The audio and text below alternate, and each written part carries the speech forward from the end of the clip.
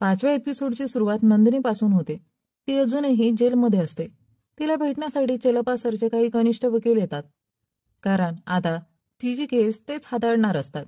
ते नंदिनीकडून सगळी माहिती घेण्यास येतात, पण नंदिनी त्यांना फार काही सांगू शकत नाही, कारण ती आधीच चेलप्पा सरांना सगळ्या गोष्टी सांगून बसलेली असते. त्यामुळे तिला वाटू लागते की ही केस आता खूपच कमकुवत झाली आहे आणि कदाचित तिला कायमसाठी जेलमध्येच राहावं लागू शकतं. दुसरीकडे चक्रवर्ती पूर्णपणे खचलेला असतो, कारण ज्या व्यक्तीला तो देवासारखं मानत होता तो खरोखरच एक राक्षस निघतो. तो मूर्तीला सगळ्या गोष्टी सांगतो आणि नंतर तो पुन्हा चेलप्पा सरच्या त्या कॉटेजमध्ये तपास करण्यासाठी जातो. तिथे तो मूर्तीला सांगतो, जेव्हा मी शाळेत होतो आणि परीक्षा देत होतो तेव्हा माझे बाबा मला सांगायचे, जर एखादा प्रश्न येत नसेल तर त्यावर अडकू नकोस, पुढे जा, नाहीतर उरलेल्या 90% पेपरवर परिणाम होईल. या केसचंही तसंच आहे. तो पुढे म्हणतो, या केसचा सर्वात कठीण प्रश्न म्हणजे अलमारीच्या बाहेरून कुंडी कोणी लावली, कारण चेलप्पा सरचा खून झाला होता आणि मुत्तू आत अलमारीत बंद होती. मग ती कुंडी कुणी लावली? चक्रवर्तीला अचानक अलमारीच्या मागे एक सुरंग दिसतो.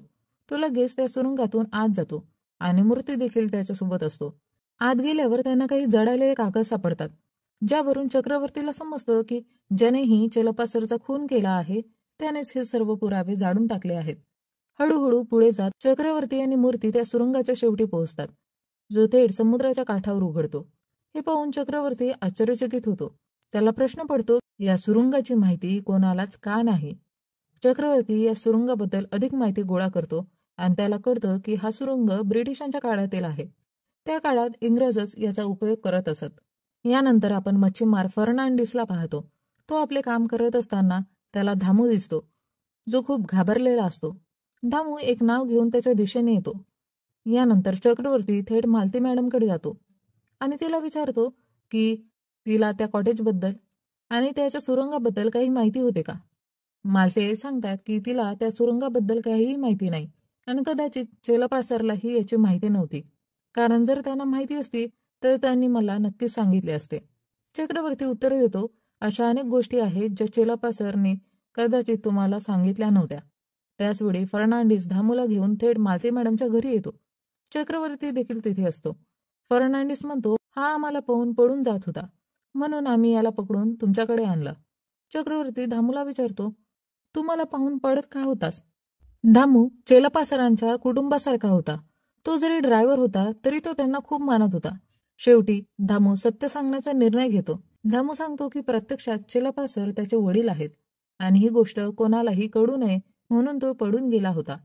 त्याला हे कोणालाही सांगायचं नव्हतं. हे सांगताना तो खूप भावूक होतो. थोड्या वेळाने मालती मॅडम त्याच्याजवळ येतात आणि त्याला एक जोरदार थप्पड मारतात. त्यानंतर त्या सरळ घराच्या आत निघून जातात.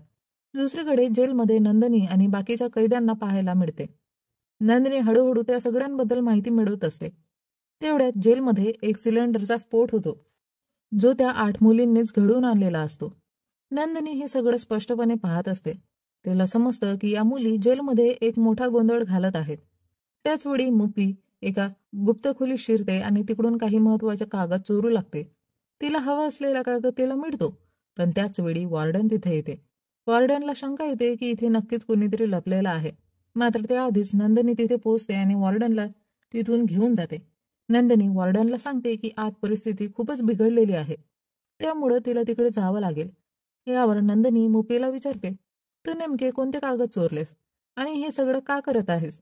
त्यावर मुपी उत्तर देते, आता हे सांगण्याची वेळ नाही, आणि दोघेही तिकडून निघून जातात. दुसरीकडे चक्रवर्ती त्या सुरंगमध्ये फिंगरप्रिंट्स गोळा करत असतो. त्याला तिथे 8ही मुलींचे फिंगरप्रिंट्स सापडतात, जे त्यांच्या फिंगरप्रिंटशी पूर्णतः जुळत असतात. याचा अर्थ त्या 8ही मुली त्या सुरुंगात आल्या होत्या हे निश्चित होतं. मात्र त्या मुलींनी चेलप्पा सरांना का मारलं हे अजूनही त्यांना कळत नव्हतं. चक्रवर्तीला आणखी एक गोष्ट समजते. त्या 8 मुलींमध्ये मुथ्थू नावाची एक मुलगी आहे आणि तिचे फिंगरप्रिंट्स त्या ठिकाणी 2दा आढळतात. चक्रवर्तीला समजतं की मुथ्थू नक्कीच एकदा परत गेली होती आणि त्यानंतर पुन्हा आत आली होती. कदाचित चेलप्पा सरांनी सगळ्यांसोबत जे काही केलं त्याबद्दल तिने त्याला माफ केलं नव्हतं. त्यामुळे जेव्हा बाकीच्या मुली टनेलमधून बाहेर गेल्या तेव्हा मुथ्थू एकटीच परत आली असावी. त्यानंतर तिथे मुथ्थू आणि चेलप्पा सर यांच्यात काहीतरी संभाषण झालं असावं आणि नंतर चेलप्पा सरने स्वतःलाच गोळी घातली असावी. हे पाहून मुथू खूप मोठ्या मानसिक धक्क्यात गेली असावी, त्यामुळे ती परत बाहेर जाऊ शकली नाही आणि अलमारीतच अडकून राहिली. पण अजूनही प्रश्न हा होता की बाहेरून कुंडी कोणी लावली होती. हे प्रकरण आत्महत्येचं वाटत असलं तरी चक्रवर्तीला खात्री नव्हती. त्यामुळे तो डीआयजी सरांकडे जाऊन त्यांना संपूर्ण माहिती देतो. पण डीआयजी सरांचं मत वेगळं असतं. त्यांना वाटतं की 8 मुलींनी चलपा सरांना मारलं असेल तर त्यांच्यावरच आरोप ठेवावा. त्यांना हे आत्महत्येचं प्रकरण वाटत नव्हतं. मात्र चक्रवर्ती त्यांच्याकडून थोडा वेळ मागतो आणि वचन देतो की लवकरच तो संपूर्ण सत्य उघड करेल. यानंतर नंदिनी त्या 8ही मुलींकडे एक एक करून जाते आणि त्यांना एका खास खोलीत घेऊन जाते. तिचा उद्देश त्यांना चक्रवर्तीशी भेट घडवून देण्याचा असतो. पण त्या मुली स्पष्ट सांगतात की त्यांना कोणालाच भेटायचं नाही, त्यांना फक्त इथून निघून जायचं आहे. यावर नंदिनी त्यांना सांगते, तुमच्यासोबत जे काही झालं आहे ते माझ्यासोबतही झालं होतं. माझ्या काकानेच माझं शोषण केलं होतं आणि शेवटी मीच त्यांचा जीव घेतला. त्यामुळे तुमची आणि माझी कहाणी एकसारखीच आहे. चक्रवर्ती तुमची मदत करू इच्छितो म्हणून त्याला सर्व काही सांगून टाका. मुली अजूनही गोंधळलेल्या असतात. त्यांना अजूनही शंका असते की चक्रवर्तीला सत्य सांगणे योग्य ठरेल की नाही. पण त्यातली एक मुलगी पुढे येते आणि चक्रवर्तीला संपूर्ण कहाणी सांगू लागते आणि कथा 10 वर्ष मागं जाते, जिथे नागम्मा आणि रवी नावाचं जोडपं दिसतं. दोघेही विवाहित असतात आणि एकमेकांवर खूप प्रेम असतं. त्यांचं दुसरं कुठलंही कुटुंब नव्हतं, त्यामुळं ते एकमेकांसाठी संपूर्ण जग असतात. रवी मच्छीमार असतो आणि त्याच्याकडे एक बोट असते. मात्र त्यानं कर्ज घेतल्यामुळं त्याची बोट जप्त केली जाते. त्याला ती परत मिळवण्यासाठी पैसे कमवावे लागतात. तो स्वप्न पाहतो की एकदा पैसे मिळाले की तो नागम्मासोबत एक चांगलं आयुष्य जगेल. एक दिवशी काही लोक रवीकडे येतात आणि त्याला एक काम देऊ करतात. त्यांना पाठवणाऱ्या त्या व्यक्तीला ते ओनर म्हणतात. रात्र होते पण रवी घरी परतत नाही. त्यामुळे नागम्माला काळजी वाटू लागते. ती त्याला शोधायला बाहेर पडते. जेव्हा ती पोहोचते तेव्हा ती पाहते की रवी 8 मुलींना दोरखंडाने बांधून एका बोटीत नेत आहे. हे पाहून नागम्मा हादरून जाते आणि त्याला विचारते, हे तू काय करतो आहेस? रवी उत्तर देतो, मी हे छोटंसं काम केलं तर आपली बोट परत मिळेल आणि भरपूर पैसेही मिळतील. पण नागम्मा त्याला विरोध करते. ती म्हणते, मला अशी बोट नको ज्याच्या बदल्यात आपल्याला कोणाच्या तरी आयुष्याशी खेळावं लागेल. ती रवीला समजवण्याचा प्रयत्न करते पण तो ऐकत नाही. अखेरीस तो तिला थप्पड मारतो आणि ती बेशुद्ध पडते. आता प्रश्न असा होता की या सर्व मुलींना बांधून कुठं नेलं जात होतं. त्या मुलींना ज्या ठिकाणी ठेवलं होतं तिथेच रवी नागम्माला घेऊन जातो. नागम्माला शुद्ध येते तेव्हा ती खूप रडत असते, कारण तिने ज्याला देव मानलं होतं तो तर एक राक्षस होता. तेवढ्यात तिथे ओनर येतो आणि त्या सर्व मुलींना पाहून निघून जातो. आता रवी त्या मुलींच्या डिलिव्हरीची तयारी करतो. थोड्या वेळाने रवी नागम्माकडे येतो आणि तिच्या हातातील दोरी सोडवतो. पण नागम्मा त्याला बोलते, आपल्याला या मुलींच्या बदल्यातला पैसा नकोय, तू त्यांना सोडून दे. पण रवी तिचं काहीच ऐकत नाही. नागम्मा संतापते आणि म्हणते, मी तुला काय समजलं होतं आणि तू काय निघालास? रागाच्या भरात ती रवीचा गळा चिरते. नंतर तिला खूप वाईट वाटतं, कारण ज्या माणसाला तिने देव मानलं होतं तो तर एक राक्षस निघाला होता. दुसरीकडे त्या लोकांना समजतं की नागम्माने रवीला मारलं आहे. ते लोक नागम्मा आणि त्या मुलींना शोधायला येतात, पण त्यांना काहीच सापडत नाही. फक्त रवीचं डोकं सापडतं. आता पोलिसांनी गावकरी नागम्मा आणि त्या मुलींचा शोध घेत असतात. नागम्मा त्या मुलींना लपवते, कारण तिला ठाऊक असतं की त्या लोकांच्या हातात गेल्या तर त्या विकल्या जातील. म्हणून ती त्यांना लपवते आणि त्यांची काळजी घेते. तिच्याकडे पैसे नसतात, पण ती इतरांच्या घरी काम करून पैसे जमवते आणि ते लोक तिकडे त्या मुलींचा शोध घेतच असतात. नागम्मा त्यांची काळजी घेते, पण तिच्याकडे आता पैसे उरलेले नसतात आणि तिला कामही मिळत नाही.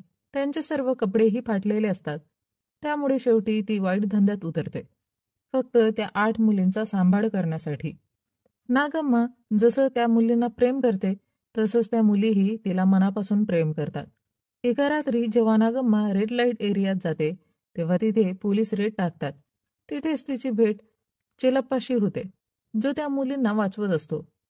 नागम्माला कळतं की चेलप्पा वकील आहे, म्हणून ती त्याला भेटायला जाते आणि सगळं सांगते.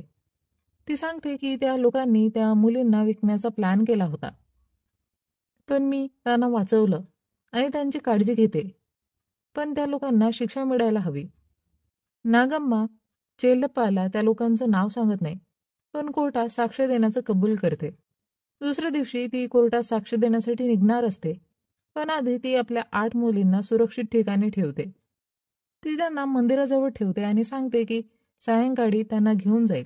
नंतर जेव्हा नागम्मा कोर्टाकडे निघते, तेव्हा 2-3 लोक तिचा पाठलाग करतात आणि अचानक तिच्यावर हल्ला करतात. ते लोक खरं तर त्या 8 मुलींबद्दल चौकशी करत होते, पण नागम्माने काहीही सांगितले नाही. त्यामुळे त्या लोकांनी तिला अमानुषपणे मारहाण केली. मरताना नागम्माने चेलप्पा सरांना त्या मुलींबद्दल सांगितले की त्या धोक्यात आहेत आणि त्या लोकांचा उद्देश त्यांना ताब्यात घेण्याचा आहे. नागम्माने त्यांना हेही सांगितलं की त्या मुली मंदिराजवळ आहे. हे समजताच चेलप्पा सरांनी त्या गुन्हेगारांशी झुंज देऊन मुलींना वाचवले. नंतर चेलप्पा सर त्या मुलींना सांगतात की नागम्माला कोर्टाच्या बाहेरच त्या राक्षसांनी ठार मारले आहे.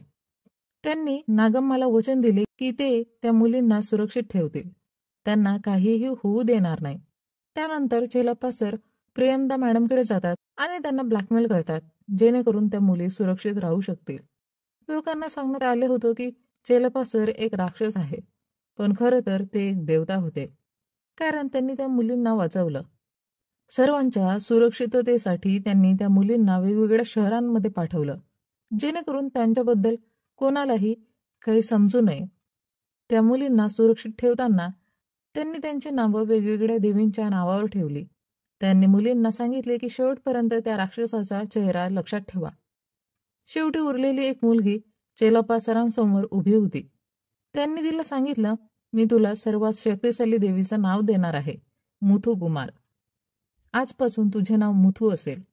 अशा प्रकारे चेलप्पा सरांनी त्या मुलींना वाचवले आणि सिद्ध केले की ते खरोखरच दैवी व्यक्तिमत्व होते. हे ऐकून चक्रवर्ती खूप प्रभावित झाला, कारण तो आधीपासूनच चेलप्पा सरांचा आदर करत होता आणि त्यांना वडिलांसारखं मानत होता. त्याला ठाम विश्वास होता की चेलप्पा सर असं काही चुकीचं करू शकत नाही. त्याला समजलं की हा खून त्या मुलींनी केला नाही, त्यामुळे त्याने ठरवलं की तो त्यांना तुरुंगातून सोडवेल, पण त्यासाठी हा खटला आत्महत्याचा असल्याचे सिद्ध करावे लागेल. त्याचवेळी सुंदर आणि धामूची गोष्ट उलगडली. सुंदरला आधीच माहिती होती की धामू हा त्यांच्याच वडिलांचा मुलगा आहे. कुणीही त्याला हे सांगितले नव्हते, पण चेलप्पा सरांसोबत त्याचा असलेला संबंध, त्याच्या खोलीत असलेला चेलप्पा सरांचा फोटो, त्यांचा आदर करण्याची त्याची पद्धत, यावरून त्याला हे कळून चुकलं होतं. परंतु सुंदरने ही गोष्ट कोणालाही सांगितली नव्हती. धामू सुंदरला सांगतो की चेलप्पा सरांनाही हे ठाऊक नव्हतं की तो त्यांचा मुलगा आहे. हे ऐकून सुंदर आश्चर्यचकित होतो, कारण त्याला वाटलं होतं की वडिलांना हे आधीच माहिती आहे. सुंदरला वाईट वाटतं की इतक्या वर्षापासून तो वडिलांशी नीट संवाद साधत नव्हता, कारण त्याला असं वाटत होतं की वडिलांना सत्य माहीत असूनही ते धामूशी एका ड्रायव्हरप्रमाणेच वागतात. पण आता त्याला समजलं होतं की वडिलांना खरं तर काहीच माहिती नव्हते. यानंतर आपल्याला काही गोष्टी अधिक कळतात की चेलप्पा सर हे ह्युमन ट्रॅफिकिंग प्रकरणाबाबत खूप गंभीर झाले होते. ते या मुलींविषयी माहिती मिळू लागले होते आणि या सगळ्या प्रकरणामागे कोण आहे हे शोध घेत होते. त्यांना एका मोठ्या रॅकेटबद्दल कळलं, ज्यामध्ये देशभरातून मुलींना आणून परदेशात पाठवले जात होते. चक्रवर्तीही त्या माणसाला भेटतो, ज्याच्यामार्फत त्याला हे समजतं की या मुलींना देशाबाहेर बोटीद्वारे पाठवले जाते. एकदा तर हे लोक समुद्राच्या मधोमध पकडले गेले होते, पण जेव्हा पोलिसांनी त्यांना पकडण्याचा प्रयत्न केला, तेव्हा त्यांनी त्या मुलींच्या हातपायांना दगड बांधून त्यांना समुद्रात टाकून दिले. त्यामुळे पोलिसांनी त्या मुलींना खूप शोधले, पण तरीही त्यांना त्या मुली सापडल्या नाहीत. आणि जेव्हा पुरावेच नसतात तेव्हा पोलीस त्यांना पकडू शकत नाही, म्हणून हे लोक नेहमीच वाचून जातात. तिथेच त्यांना चीमा नावाच्या एका व्यक्तीबद्दल कळते, जो याच प्रकारचं काम करतो, म्हणजे मुलींना परदेशात पोहोचवण्याचं काम. तोही बोटीच्या माध्यमातून हे सगळं करतो. चक्रवर्तीला 2 मुलींविषयी कळतं, ज्यांना लवकरच बॉर्डर क्रॉस करायचं होतं आणि हे काम चिमाच करणार होता. चिमा आपल्या मुलीसोबत मेळ्यात गेला असताना चक्रवर्ती आणि त्याचं संपूर्ण पोलीस पथकाने तिथे जाऊन चिमाला अटक केली. म्हणजेच त्या 2 मुलींना बॉर्डर क्रॉस करणे थांबवायचं होतं.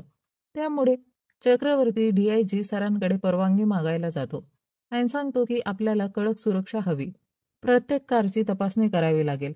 पण DIG सर म्हणतात की सध्या सणाचा काळ आहे, आधीच आपल्याकडे पुरेसं पोलीस बळ नाही आणि अशा वेळी तुम्ही चेकिंगची मागणी करत आहे हे अशक्य आहे. जेव्हा DIG सरकडून मदत मिळत नाही तेव्हा चक्रवर्ती फर्नांडिसकडे जातो आणि सांगतो, तुमच्यातलाच कोणीतरी माणूस हे काम करत असेल. जर असं काही असेल तर मला नक्की कळव. कारण या दोन्ही मुलींना बॉर्डर क्रॉस करायचं काम त्याच भागातून होणार आहे. आणि मग पुढचा सीन तुरुंगाचा दाखवला जातो, जिथे नंदिनी पाहते की सगळ्या मुली पुन्हा एकत्र जमल्या आहेत. जेव्हा नंदिनी तिथे पोहोचते तेव्हा त्या मुली तिला पकडून मारू लागतात. नंदिनी त्यांना विचारते, तुम्ही मला का मारत आहात? आणि ती हेही जाणून घ्यायचा प्रयत्न करते की नेमकं कॉटेजमध्ये काय घडलं होतं. पण तिथे एकही मुलगी तिला काहीच सांगत नाही. नंदिनी त्यांना म्हणते, मी तुमची मदत करेन. तेव्हा मुथू आपल्या सगळ्या मैत्रिणींना सांगते की चेलप्पा सरांनी जे पत्र पाठवलं होतं त्यात ज्या मुलीचा उल्लेख केला होता ती मुलगी म्हणजे नंदिनीच आहे. खरं तर चेलप्पा सरांनी काही काळापूर्वी त्या 8ही मुलींना एक पत्र पाठवलं होतं, ज्यात त्यांनी सांगितलं होतं की तुम्ही तुमच्या दानवाचा चेहरा लक्षात ठेवा, कारण आपल्याला त्याचा बदला घ्यायचा आहे. आणि त्याच पत्रात नंदिनीच्या प्रकरणाबद्दलही चर्चा होती. चेलप्पा सरांनी त्या 8ही मुलींना रात्री 12 वाजता त्यांच्या कॉटेजमध्ये बोलवलं होतं. रात्री 12 वाजता त्या मुली टनेल मार्गे कॉटेजमध्ये गेल्या तर त्यांना तिथे काही जळालेले कागद दिसले. असं वाटलं की कोणीतरी ते जाळण्याचा प्रयत्न करत होतं. त्यांना तिथे एक सिरियल नंबरही मिळाला. जेव्हा त्या आत गेल्या तेव्हा त्या आश्चर्यचकित झाल्या, कारण चेलप्पा सरांना कोणीतरी ठार मारलं होतं. हे पाहून त्या सगळ्या मुली रडायला लागल्या, कारण त्या आपल्या देवताला भेटायला आल्या होत्या. चेलप्पा सरांना पाहून असं वाटत होतं की जणू त्यांनी आत्महत्या केली आहे, कारण त्यांच्या हातात बंदूक देखील होती. पण सगळ्या मुलींना हे चांगलंच ठाऊक होतं की जर चेलप्पा सर त्यांना भेटण्यासाठी बोलवत होते तर ते स्वतःचा जीव का घेणार. याचा अर्थ असा की नक्कीच कोणीतरी त्यांचा खून केला आहे. मुथू म्हणते की त्यांचा खून अशा प्रकारे केला गेला आहे की लोकांना वाटावं की हा आत्महत्येचा प्रकार आहे आणि पोलीस देखील याला सुसाईड म्हणून केस बंद करतील. म्हणूनच आपण काहीतरी असं करायला हवं की हे प्रकरण खुनाचं वाटावं. त्यासाठी सर्व मुली ठरवतात की वेगवेगळ्या पोलीस स्टेशनमध्ये एकाच वेळी जाऊन शरण जातील आणि सगळ्या पोलिसांना एकसारखीच गोष्ट सांगतील. पण बाकी सगळ्या मुलींना वाटत होतं की मुथू वेड्यासारखे वागत आहे, ती धक्क्यात आहे, म्हणून असं वेडवाकडं बोलत आहे. त्यामुळं त्या मुथूला तिकडून घेऊन जातात. पण थोड्या वेळाने मुथू पुन्हा परत येते. चेलप्पा सरांच्या मृतदेहासमोर बोलत असते. ती म्हणते, फेस्टिवलमध्ये आधी डान्सचा प्रोग्राम असायचा, पण तुम्हाला माझं नाचणं आवडत नव्हतं. तुम्ही फेस्टिवलमधला डान्सचा प्रोग्राम बंद केला होता. त्यामुळे मी 3 दिवस तुमच्याशी बोलले नव्हते. पण आता जेव्हा मी तुम्हाला बोलते तेव्हा तुम्ही माझ्याशी बोलतच नाही. मी असं होऊ देणार नाही. असं म्हणत ती चेलप्पा सरांना बिलगून रडते आणि त्यांच्या हातातून बंदूक घेऊन तिथल्या कपाटात जाऊन बसते. दुसऱ्या दिवशी सगळ्यांना कळतं की मुथू पकडली गेली आहे. तेव्हा सगळ्या मुली वेगवेगळ्या पोलीस स्टेशनमध्ये जाऊन एकच जबाब नोंदवतात आणि त्या सगळ्या मुली सगळा दोष स्वतःवरच घेतात, ज्यामुळे सगळे पोलीस गोंधळून जातात. आता प्रश्न उठतो की त्यांनी असं का केलं आणि त्या सगळ्या पोलीस स्टेशनमध्ये कशा आल्या. कारण त्या मुलींना त्या सिरियल नंबरद्वारे त्यांच्या दानवबद्दल माहिती मिळाली होती आणि तो दानव कोणी सामान्य माणूस नव्हता, तर एक राक्षसी होती. तिचं नाव होतं सरोज. आणि 6वा एपिसोड इथे संपतो. जेलमध्ये सरोज अगदी चांगल्या वागणुकीने राहत होती. असं दाखवलं जातं की जणू समाजसेविका आहे, पण प्रत्यक्षात तीच ह्युमन ट्रॅफिकिंगच्या रॅकेटमध्ये सगळ्यात मोठं नाव आहे. रवीला ज्यांनी कामाला लावलं होतं आणि ज्याला ते ओनर म्हणायचे, ती कोणी दुसरी नसून सरोजच होती. आणि म्हणूनच या सगळ्या मुली मुद्दाम त्या जेलमध्ये आल्या होत्या, फक्त सरोजकडून बदला घेण्यासाठी. सरोजला त्या सगळ्या मुलींबद्दल काहीच माहिती नव्हती, पण आता या मुलींना सरोजबद्दल सर्व काही माहिती झालं होतं. यानंतर आपण बघतो की मालतीला भेटायला सुंदर येतो आणि सुंदर बरोबर धामूला देखील घेऊन येतो. धामू आपल्या ओळखीबद्दल मालतीला आणि सुंदरला सांगत नव्हता, कारण त्यांचा एक सुखी संसार होता आणि तो त्यांचा संसार मोडू इच्छित नव्हता. त्याला फक्त त्यांचा एक भाग व्हायचं होतं, जे आता तो झालाच होता. यानंतर चक्रवर्ती आणि मूर्ती परत त्या कॉटेजमध्ये जातात आणि तिथे काही गोष्टींची चर्चा करतात. तिथे चक्रवर्ती मूर्तीला म्हणतो, मी तुला एक गोष्ट सांगितली होती ना, प्रश्नपत्रिकेत जेव्हा 10%चा क्वेश्चन सुटला नाही तर उरलेले 90% प्रश्न सोडवावे. आता मला वाटते की 90% प्रश्न सुटले आहेत, फक्त 10% राहिलाय. आणि हा 10% प्रश्न असा आहे की कुंडी बाहेरून कोणी लावली होती. मी एवढं केस तपासले आहे आणि मला हे समजलं आहे की कुंडी आधी लावलेली नव्हती, ती नंतरच कोणीतरी लावली. जेव्हा आपण गेट फोडून आत आलो तेव्हा कुंडी लावली गेली होती आणि मी तर कुंडी लावली नाही. म्हणजे उरला फक्त एकच माणूस आणि तो म्हणजे तू. हे ऐकताच मूर्ती चक्रवर्तीवर हल्ला करतो. सुरुवातीला चक्रवर्ती त्याला जोरात मारतो, पण नंतर मूर्ती चक्रवर्तीवर गंभीर जखमा करून तिकडून पडून जातो. यानंतर एक फ्लॅशबॅक दाखवलं जातं, जिथे चेलप्पा सर यांना ठार मारलं जातं. चेलप्पा सरांना त्यावेळी कपाटातून कोणीतरी आवाज करतंय असं ऐकू येतं. त्यांना वाटतं की कदाचित मुली टनेलमधून येत असतील, पण तिथे मुली नव्हत्या तर मूर्ती होता.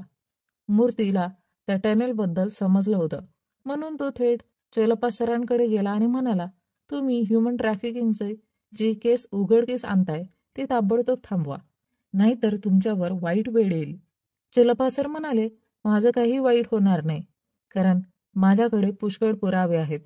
खरं तर चेलप्पा सरांना हे चांगलंच माहिती झालं होतं की या ह्युमन ट्रॅफिकिंग प्रकरणामागे कोण आहे. त्यांना हे देखील कळलं होतं की सरोज आणि मूर्ती यांच्यात अनैतिक संबंध आहेत. सरोज MLAची बायको होती, पण तिचे कृत्य अत्यंत घाणेरडे होते. जेव्हा सरोजने MLAला ठार मारलं तेव्हा तिचा जेलमध्ये जाण्याचा वेळ येतो, पण ती लगेचच जेलमधून सुटते. पण ह्युमन ट्रॅफिकिंग चालू ठेवण्यासाठी ती मूर्तीला आपला माणूस म्हणून मागं ठेवते. चेलप्पा सरांकडे या सगळ्या गोष्टींचे ठोस पुरावे होते आणि हे सगळं उघड होण्याआधी मूर्तीने त्यांना गोळी झाडून ठार केलं.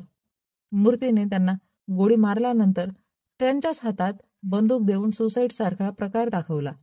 त्यामुळे ती घटना आत्महत्येसारखी दिसावी म्हणून मूर्तीने ते सगळं व्यवस्थित प्लॅन केलं. जे काही पुरावे चेलप्पा सरांनी गोळा केले होते ते मूर्तीने टनेलमध्ये जाळून टाकले आणि मूर्ती हे सगळं सरोजच्या सांगण्यावरून करत होता, कारण त्यांचे एकमेकांशी अनैतिक संबंध होते. यानंतर नंदिनी सरोजच्या त्या जागी जाते जिथे ती टोपल्या तयार करत होती. पण तिथे नंदिनी बघते की सरोजच्या आजूबाजूला अनेक स्त्रिया आहेत आणि त्या सर्वजणी त्या 8 मुलींवर हल्ला करून त्यांना ठार मारण्यास कट रचत होत्या. दुसऱ्या बाजूला आपण बघतो की चक्रवर्ती गंभीर जखमी असतो. पण त्याचवेळी फर्नांडिस तिथे येतो आणि सांगतो, ज्या 2 मुलींबद्दल तुम्ही बोलत होता त्यांना बॉर्डरकडे नेत आहेत आणि लवकरच ते लोक बॉर्डर पार करून जातील. तेव्हा चक्रवर्ती म्हणतो, आपल्याला लवकरात लवकर त्या ठिकाणी जाऊन त्यांना थांबवावं लागेल. दुसऱ्या बाजूला जेलमध्ये नंदिनी त्या 8ही मुलींना बोलावते आणि त्यांना एका ठिकाणी घेऊन जाते. तिथे ती त्यांना सांगते, सरोज आज तू मला ठार मारणार आहे. पण त्या मुली म्हणतात, आम्ही तर या दिवसाची खूप दिवसांपासून वाट बघत होतो. त्या सगळ्या मुली नंदिनीला तिथेच बंद करून टाकतात आणि सरोज व तिच्या बायकांशी सामना करण्यासाठी जेलच्या आत पोहोचतात. ज्या 2 मुलींना बॉर्डर पार करायचं होतं त्यांची पूर्ण जबाबदारी मूर्तीकडे होती. मूर्ती त्यांना बॉर्डर पार करून परदेशात पळवणार होता. आता जेलमध्ये सरोजच्या बायकांनी धुमाकूळ घातला होता. त्या सर्व लोकांना मारू लागल्या. पण मग त्या 8ही मुली सरोजच्या बायकांसमोर उभ्या ठाकतात. त्या मुलींना खूप राग आलेला असतो. त्यांनी लढायला सुरुवात केली. सुरुवातीला त्या 8ही मुलींची खूप वाईट अवस्था होती. त्यांना खूप मारहाण होते. पण जशी सरोज फाईटमध्ये येते तसतशा त्या मुली अधिकच चिडतात. त्यांचा राग उसळतो आणि त्या आता कोणालाही घाबरणार नव्हत्या.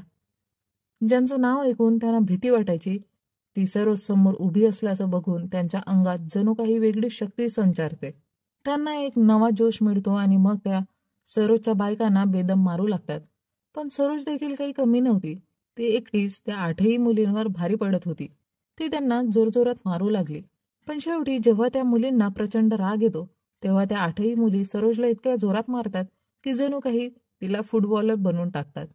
दुसऱ्या बाजूला चक्रवर्ती मूर्तीचा पाठलाग करत त्याच्या बोटीपर्यंत पोहोचतो. पण हे तस्कर लोक तर नेहमीच असंच करतात. जसं की त्यांना पोलीस जवळ येताना दिसले की ते लोक मुलींच्या पायाला दगड बांधून त्यांना समुद्रात फेकून देतात, जेणेकरून कोणताही पुरावा राहणार नाही आणि हे लोक निर्दोष सुटतील. आणि यावेळीही त्यांनी तसंच केलं. त्यांनी त्या 2 मुलींच्या पायाला दगड बांधले आणि त्यांना समुद्रात फेकून दिलं. दुसऱ्या बाजूला जेलमध्ये नंदिनी कुठल्याही प्रकारे स्वतःला सोडवते आणि थेट त्या 8 मुलींकडे पोहोचते, ज्या सरोजला अक्षरशः मारत होत्या. नंदिनी त्या 8ही मुलींना थांबवण्याचा प्रयत्न करते आणि सरोजला त्या पिंजऱ्यात बंद करते. आणि तिथे नंदिनी रडत रडत त्या सगळ्या मुलींना सांगते की मी जी चूक केली ती चूक तुम्ही कधीच करू नका. मी देखील माझ्या आयुष्यातील राक्षसाला मारलं होतं. मी त्याला ठार तर केलं, पण आजपर्यंत मला कधीही शांत झोप मिळाली नाही. नंदिनी म्हणते, जी चूक मी केली ती चूक तुम्ही करू नका. मला माहिती आहे की जे मी केलं ते बरोबर होतं, पण कदाचित त्याचा दुसराही एखादा मार्ग असू शकला असता, जो मी निवडला नाही. पण आज तुमच्याकडे अजून एक संधी आहे. तुम्ही स्वतःला वाचवू शकता. ज्याला शिक्षा मिळायला हवी त्याला नक्कीच शिक्षा मिळेल. नंदिनीच्या या बोलण्याचा सगळ्या मुलींवर खोल परिणाम होतो आणि त्या सगळ्या मुली नंदिनीला मिठी मारतात.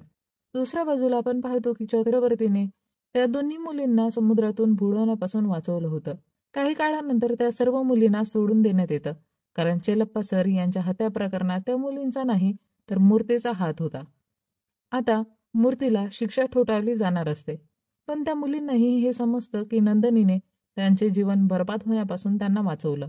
काही दिवसांनी नंदिनीची केसही कोर्टात सुरू होते आणि कोर्ट तिला निर्दोष ठरवतं व सन्मानाने मुक्त करतं.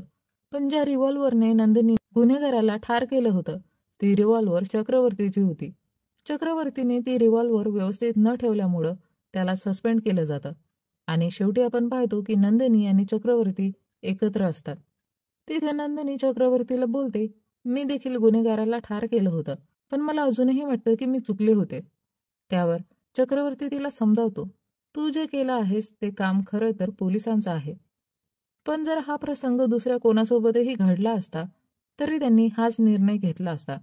तू काहीही वाईट केलेलं नाहीस, उलट पोलिसांचं कामच केलं आहेस. आणि यासोबतच ही वेब सिरीज इथे संपते. 8 मुली होत्या, एक बदला होता आणि शेवटी फक्त एकच सत्य उरलं. न्याय मिळावा तर रक्त सांडलंच पाहिजे. नंदिनीने त्या मुलींना रोखलं सुडाच्या आगीत जळण्यापासून. तिच्या स्वतःच्या मनातले वादळ कधीही शमणार नव्हते. दुसरीकडे चक्रवर्तीने शेवटच्या क्षणी 2 निरपराध मुलींचा जीव वाचवला, पण त्याची स्वतःची कारकीर्द संपली. सरोजचा शेवट झाला, पण तिच्या सावल्या अजूनही तिथेच होत्या, त्या तुरुंगाच्या भिंतीमध्ये, त्या अंधाऱ्या टनेलमध्ये आणि कदाचित त्यांच्या मनातही.